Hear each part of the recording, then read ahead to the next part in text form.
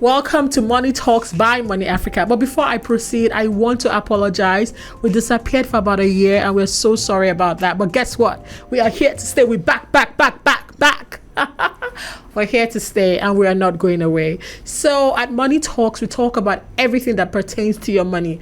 How to make it, how to grow it, how to multiply it, and how to keep it. It's one to make money, it's another one for you to keep it. We want you keeping it in the long run. So today, I have here with me a special guest. Can you introduce yourself, please? Hi, money makers. I'm Fade Koinsol. I'm financial research analyst for Money Africa, and I'm here with Tosin talk about money goals that will set you up for success in 2025. Fantastic. As of today, we're recording on the 31st of January 2025. You're most likely going to see this in February or even later on in the year. So you're probably thinking, Tosin, oh my gosh, what can I do? How can I achieve those goals? You're like, oh my gosh, 1 month is already gone. And that's absolutely okay. What are we going to do with the remaining 11 months? If you're watching this much later, what are you going to do with the remaining 10 months, 9 months, 8 months, or whatever time you're actually watching this? You can still do something. And that is why I want to talk to you about those goals. It is very, very, very important and imperative for you to have financial goals. Koinsila, talk me through.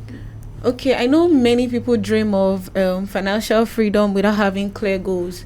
So I think that's the reason why we'll be diving into 10 money goals that will set you up for success, that will, make you kickstart 2025. So the first one is write it down. That's a simple question, but what difference does it make? Why do I have to write my financial goals on paper? Why can't I just keep them in my head and still achieve them? So what would you like to say about that? Based on data, we love data. 44% of the people that write down their goals go ahead to achieve it. So it is very important and imperative for you to actually write down those goals. Data does not lie. So you're probably thinking, Tosa, where do I start from? We have 3 different kinds of goals. You have the short-term goals, you have the medium-term goals, and you have the long-term goals. Now, for short-term goals, you have to be realistic. Let's say, for instance, you're earning $1,500 or even $2,000 per month. These are for our Africans in the diaspora that are watching us. Or you live in Lagos, Nigeria, you're making 200,000 naira a month or even 500,000 naira a month. And you're writing down your goal for 2025 to save $100,000 at the end of the year. Come on. Is it possible? It is.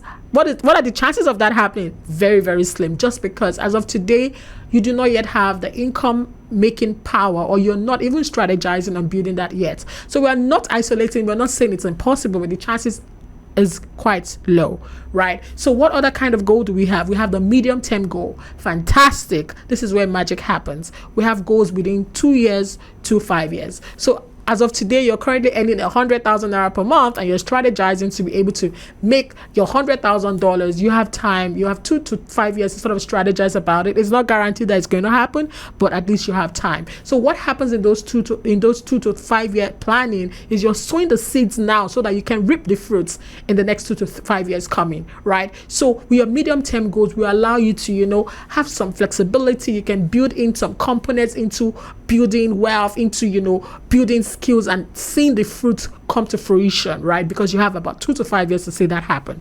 The last kind of goal we have is the long-term goal. Now, this is where magic happens. Go ahead to be delusional. They say Delulu is the real Solulu, right? Or however Gen Z say it, right? But this is where you can get delusional. What do you want to see? So for those that just have a baby, I want to send my daughter to Harvard or Oxford. Fantastic. I want to build a house. Go for it. I want to build this company. Go for it. I want to just go ahead and dream. What are the craziest thoughts you've ever thought of? Put it to pen and paper and write it down. You have 10 years to make it happen. I remember when I started my first job, this was in Johannesburg, South Africa. I was 20 when I started my first job, and my boss then told me, write a letter to yourself in the next 10 years. And I'm so glad that he did. And I wrote it down. Did all of it come to fruition? No. But did some of them come to fruition? Absolutely yes. So I'm challenging you listening to me on this podcast, or you watching this on YouTube, or wherever you find this video, go and put pen to paper and write your most delusional dreams, and you have a decade to see it come to fruition. Next one. Okay, so this takes us to the next one, which is draw a budget. I know this feels like a punishment to many people, to many investors. Why is that so? I know with the recent inflationary pressure, I know it's very difficult and it can feel like a punishment. So here is the question. Why does drawing up a budget, the secret to controlling your spending and tracking your income? So now the thing about budgeting is people like to say, oh my gosh, I feel trapped, like I feel controlled, but it's actually joy. Think of you being the driver in a car. You're sitting behind the driver's, the steering wheel, and you're actually telling the car where you want it to go. The beautiful thing about a budget is you can actually tell your money where you want it to go. I was in London the other time and I was speaking to my friend and she said, Tosin, I usually use the train. I cut down on Uber so I can buy myself a really premium perfume. See what she has done? That is budgeting at play. With budgeting, you can be able to track your energy and track your effort. So I'm saying, I'm giving up this for that, or I'm prioritizing this over that. You're basically just putting your skills on priority, right?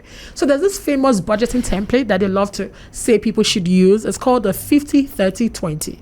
50-30-20 means that 50% of all my income goes towards my essentials, things I need to survive. So I'm talking about food. I'm talking about switching on the lights. I'm talking about the petrol for my car, amongst others. Now, you must remember, it's a big privilege if 50% of your income is going towards your essentials, meaning it's covering your food, your rent, your electricity, your car maintenance. Wow, you are indeed lucky, right?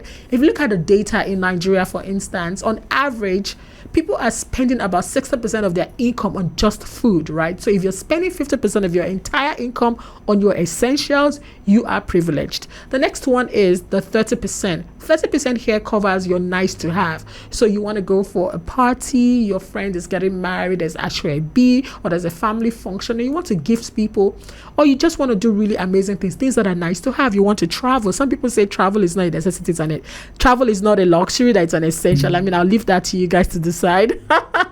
But you get the gist. 30% of your income is supposed to go to nice to have. Again, this kind of advice is given from developed economies, like we know what is going on in Nigeria. So if you know that, you cannot cover your essentials with 50%, you can consider it as, hey, my essential is maybe 70%, and then I have 10% on to spend on nice to have. We have the last category, and this is 20%. 20% is for your investing, right? So you're investing in the stock market, you're investing in bonds, you're investing in treasury bills, you're investing in real estate, amongst others. Koyisola, what is the next one? Okay, now the next one is build an emergency fund. Why do people struggle to build one? Because I know life throws curveballs, it's full of uncertainties. So why do people struggle to build an emergency fund? That's a very good question. We did a research and we're just trying to look at when do people need to use their emergency fund. 3 cases that we've seen. Number 1, people lose their job. How do you mitigate against that? Number 1, you want to be so good at what you do that it's easy for you to transition from roles to role, that you can easily move from one job to another one, right? Then the next one is when people fall sick. How do you mitigate this? You get a very good health insurance plan. Number 3 is when people lose their loved ones, right? So for instance, in this part of the world, it is quite expensive to bury your loved ones, right? So we're looking at funeral costs. How can you mitigate that? You also have the funeral insurance, but lots of people also feel like, oh my gosh, if I'm getting a funeral insurance, that's me telling myself that, maybe I'm going to die and things like that.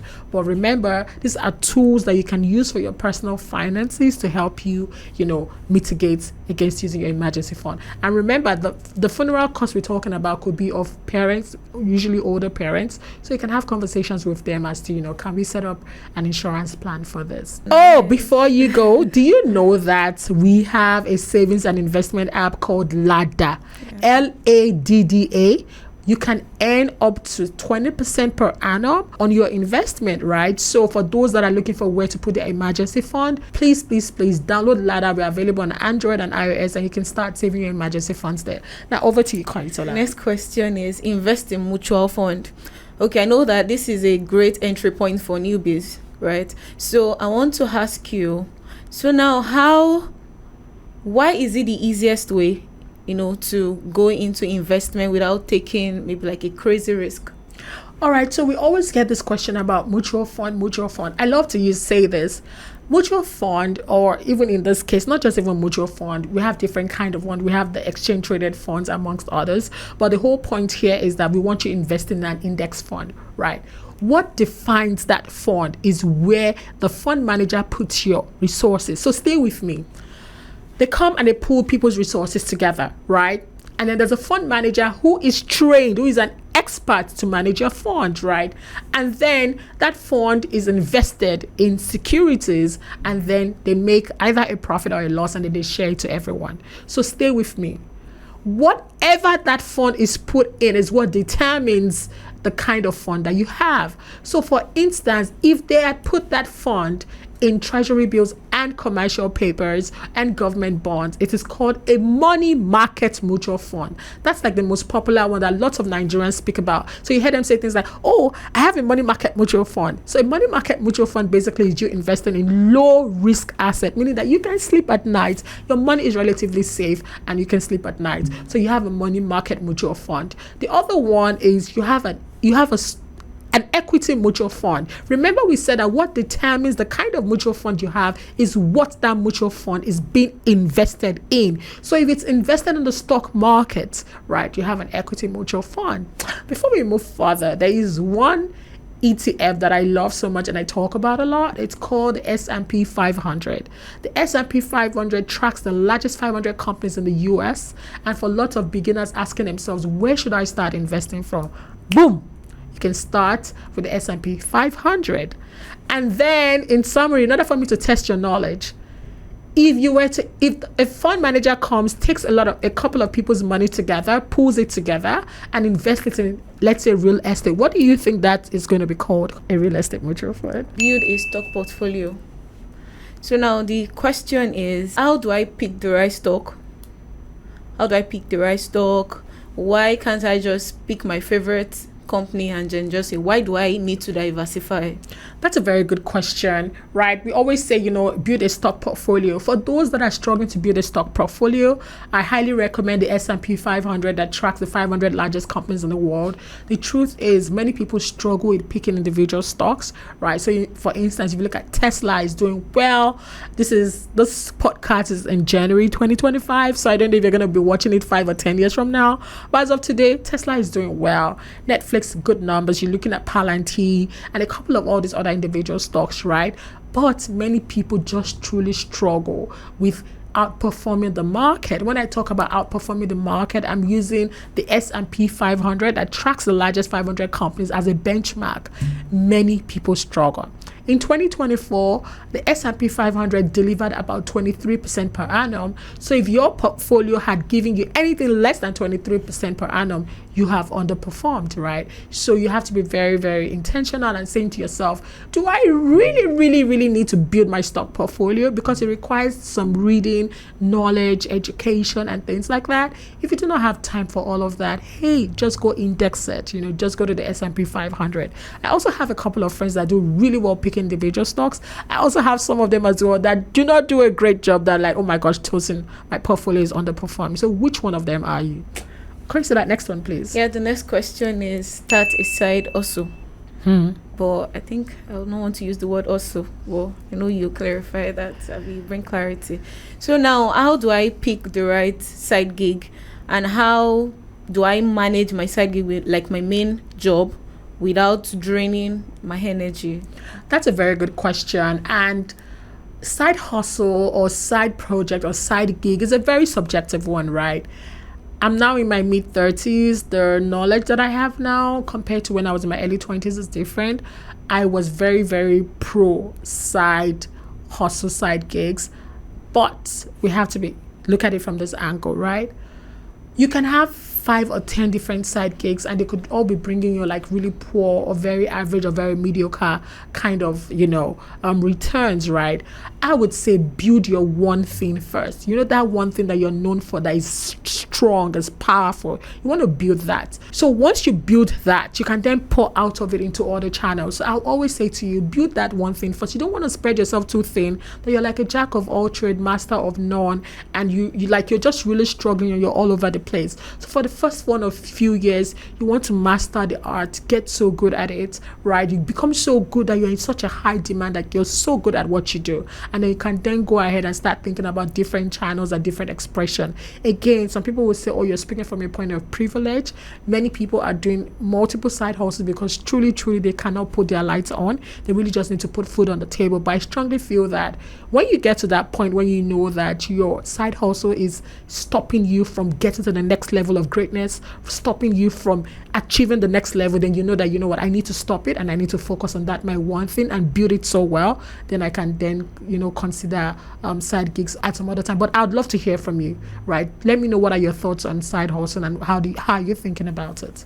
So the next question, which is read a financial book. Why do I need to read a financial book? Let's talk about leveling up knowledge. Let's talk about, we know knowledge is light. What you don't know, you don't know. So like, what book would you recommend for someone that wants to get serious this year with their finances? I love The Psychology of Money by Morgan Housel. I talk about it a lot, right? I talk about it. It's a fantastic book because whenever people are talking about finance, they're always looking at things like return on investment, stock market, and things like that. But nobody's talking about behavior, because behavior is actually where the real meat is at.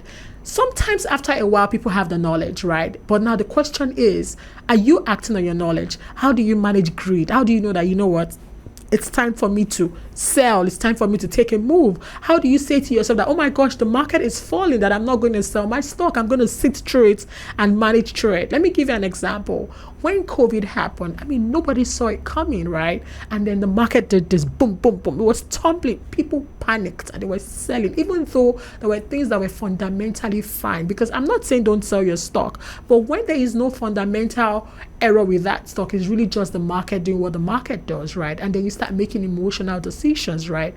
Or sometimes people will say things like, oh, I will invest $500 every month, and then they just don't follow through because something else happened. There's a party or something just happened, and then they just do not follow through. So I love Psychology of Money so much because it talks about that other part. How about childhood? Many people grew up in poverty and they're so scared of it that they're trying to compensate for the time that they did not have, right? How about people that grew up with parents that always take on debts? Some parents, like, they're terrible with debt. They're always borrowing. Sometimes the children pick up those habits. By the age of 6 to 7, your mindset about money has already been formed. So if you did not come from a family that was well informed about money, you see those things cropping up in your adult years. I can go on and on about the psychology angle and emotional aspect of money, but that is why you have to read The Psychology of Money, because it delves right into it. Another book I recommend is by Seth Ramit. I Will Teach You to Be Rich. Practical, easy, fantastic. Don't worry, the next time I'm talking about topics like this, I'll be referring you to my book. Watch out. Next one. Okay, so the next question is investing in personal development. This is a big one. So like, the question now is, how does investing in myself and mindset help me to succeed financially? The last question. It's a very important one.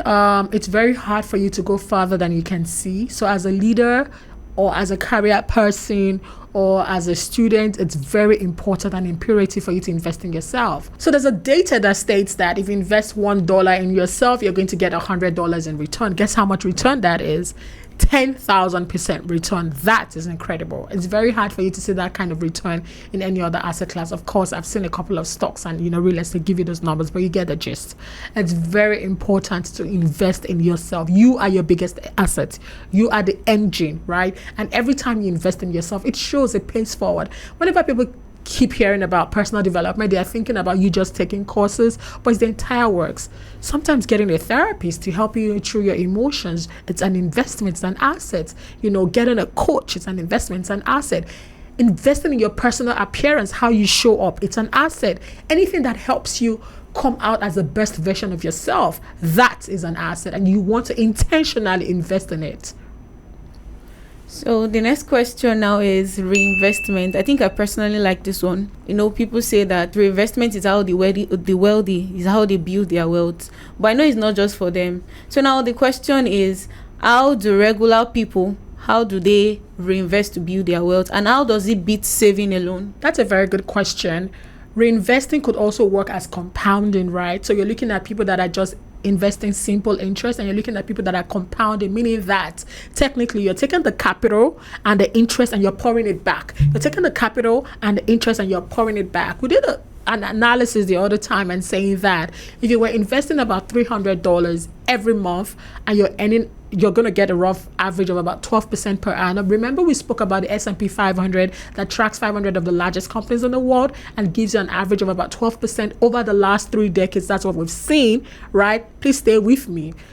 If you're investing $300 every month, getting 12% per annum, compounding, meaning you're not taking your interest away, that is your dividend away, or you're not taking out of the capital, that you're just putting it back and pouring it back and watching it compound, you're going to walk away with $1 million in about 30 years. That is incredible, just from putting $300 every month for the next 30 years. So that is what happens about reinvesting. So do not eat your fruits, right? Of course, there's going to be some of the fruits that you're going to eat, but for a particular investment class, you just want to reinvest. Take your fruit, add it back. Take your seed, add it back. Just keep adding it back to the capital and then just watch it grow. So like they rightly said, compounding is the eighth wonder of the world. It works magic. Next question. Okay, here is the last question, but definitely not the least. So let's talk about joining a community. So like, how can surrounding yourself with people of like mind, help you stay on track and help you build financial success? That's a very good question. Somebody said that if you hang around 5 drunkards, you're going to be the 6th one. If you hang around 5 people that are building great things that are positive, you're going to be the 6th one. So whatever you want to see, you have to look around you because they are going to be there. You have to be very intentional about it. Many people sometimes, send me emails, "Oh, Tosin, I want you to be my mentor," which is not a bad thing. But from a practicality point of view, how many people can I possibly mentor? So stay with me. Many people are sleeping on peer-to-peer growth. You have to go find people like you that are hungry. They also want that change. Your peers, identify them, reach out to them, create a community out of them. Another way to also be in a community is to actually join one. So for instance, at Money Africa, we built a community for people that want to build their wealth, right? So we have classes on the weekends. We have budgeting templates. We have all those things, driving them, encouraging them. Yes, 1 month out of a year is gone. This is what we want to do. Get up, let's go. And we're just all fired up. And that is very, very important for you to do. So I'm challenging you now to go build that community. We can help you with a personal finance community. If you want to build a community of like-minded people that want to grow their wealth. But I'm sure there are other things in your life that you also want to achieve, right? Go and find those people and come together. Don't sleep on peer-to-peer networking, and you can see that growth happen. Sola, so out of the blues, which of those 10 money goals are you going to leverage on this year? I would say to join a community. To join a community. So you're just going to go look for your peers and network with them. Fantastic. For me, I want to go very, very hard in investing in personal development. And there are a couple of, courses and programs that I'm looking at for this year that I'm very, very keen and interested on. You cannot go farther than you can see. So you just always want to be able to see far. So yes, right, guys, I hope you enjoyed our session today. Konyisola, did you enjoy it? Yes, I enjoyed every bit of it. Fantastic. So again, for those just joining us, my name is Oluwatosin Olaseng, and I'm here with Konyisola, our research analyst at Money Africa. We are talking to you about Money Talks, the podcast of Money Africa, educating you about all you need to know about your money. See you again at our next episode, and welcome to 2025. Happy New Year. Woohoo!